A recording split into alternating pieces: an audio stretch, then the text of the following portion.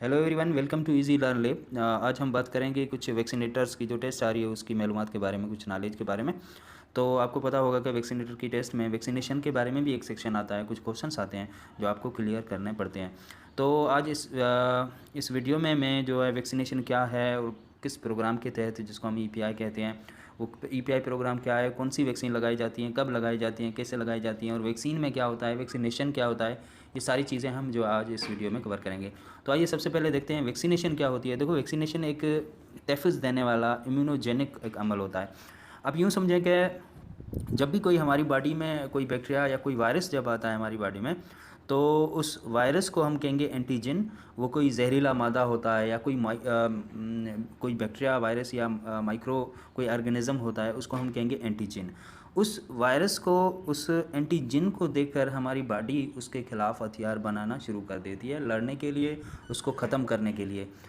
जो हथियार बनाती है, जो इम्यून बनाती है, या हम ये कहें जो स्ट्रेंथ बनाती है हमारी बॉडी उनके खिलाफ, उसको कहा जाता है एंटीबॉडीज़। तो एंटीबॉडीज़ क्या करते हैं? एंटीबॉडीज़ एंटीजन को ख़त्म करते हैं या ख़त्म करने की कोशिश करते हैं।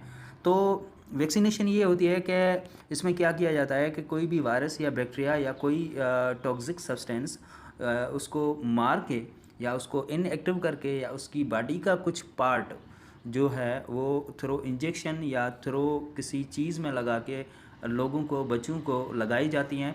तो क्योंकि उसमें ही, उस वैक्सीन में भी जो वायरस वगैरह होते हैं तो वो इनएक्टिव होते हैं, तो हमारे जिस्म को वो अफेक्ट कर नहीं पाते हैं, और उस चीज़ को देखकर हमारी बॉडी, मतलब वो वैक्सीनेशन जो है हमने की है, वैक्सीन वो एक एंटीजन होगा, क्योंकि उसमें भी वो ऑर्गेनिज्म है लेकिन वो इनएक्टिव है, मुर्दा है। उसको देखकर हमारी बॉडी जो है एंटीबॉडीज़ बनाएगी, और वो एंटीबॉडीज़ हमारे जिस्म में पूरी हयाती के लिए, पूरी ज़िंदगी के लिए मौजूद रहेंगे। और जब भी उस जैसा कोई वायरस या जब भी उस जैसा कोई एंटीजन जब हमारी बॉडी में आएगा, तो क्योंकि पहले से ही हमारी बॉडी ने हथियार बना लिए हैं, पहले से ही हमारी बॉडी ने उस छोटे से ज़रे को देखकर एंटीबॉडीज़ बना लिए हैं, तो जब भी कोई ज़िंदा या वो कोई माइक्रो ऑर्गेनिज्म हमारी बॉडी में आएगा, तो हमारी बॉडी पे कोई भी अफेक्ट कर नहीं सकेगा और कोई भी बीमारी पैदा कर नहीं सकेगा। तो इसको कहा जाता है वैक्सीन। वैक्सीन मतलब वैक्सीन एक एंटीजन है जिसमें जो है बैक्टीरिया या वायरस या कोई माइक्रो ऑर्गेनिज्म का कोई पार्ट या कोई कोई हिस्सा या उसको इनएक्टिव करके लगाया जाता है, तो उसको देखकर बॉडी हमारी एंटीबॉडीज़ बनाती है।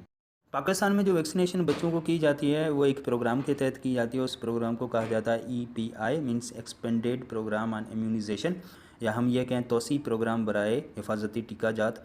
ये एक प्रोग्राम जिसको WHO ने, मींस वर्ल्ड हेल्थ ऑर्गेनाइजेशन ने 1974 में इनिशिएट किया था। उसके बाद इसका पाकिस्तान में जो आगाज़ था वो 1978 में हुआ था।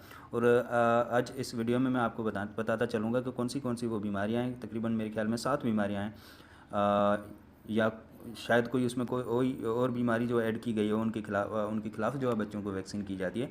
तो वो वैक्सीनेशन जो की जाती है इन बीमारियों के ख़िलाफ़, वो उनके क्या डोजेज होते हैं, उनके क्या नाम होते हैं वैक्सीन के, उसमें कौन से माइक्रो ऑर्गेनिज़म होते हैं, वो किस हालत में होते हैं, और कहाँ लगाए जाते हैं, और किस वक्त बच्चों को लगाए जाते हैं, ये सारे हम जो डिस्कस करेंगे।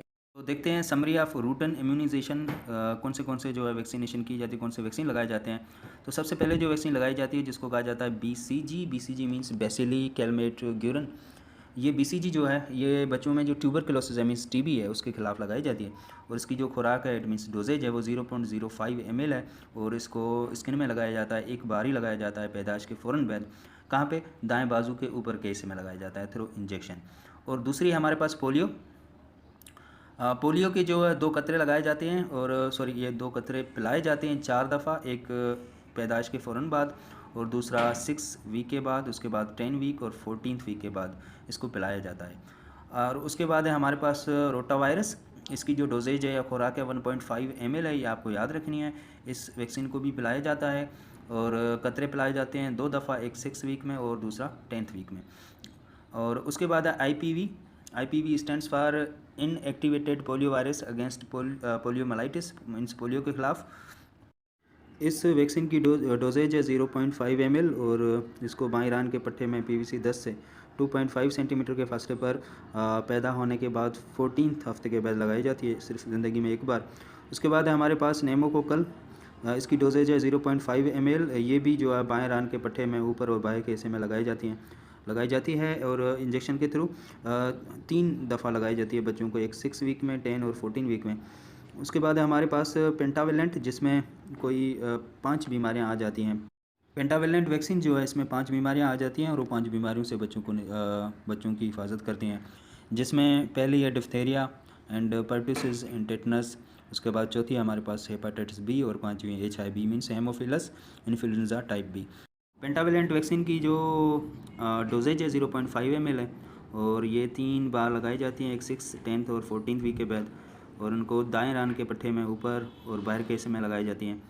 और इसके बाद जो मीज़ल्स हैं, मीज़ल जो वैक्सीन है, ये इसकी डोजेज भी 0.5 ml है और जल्द और पट्टे के बीच में लगाई जाती है।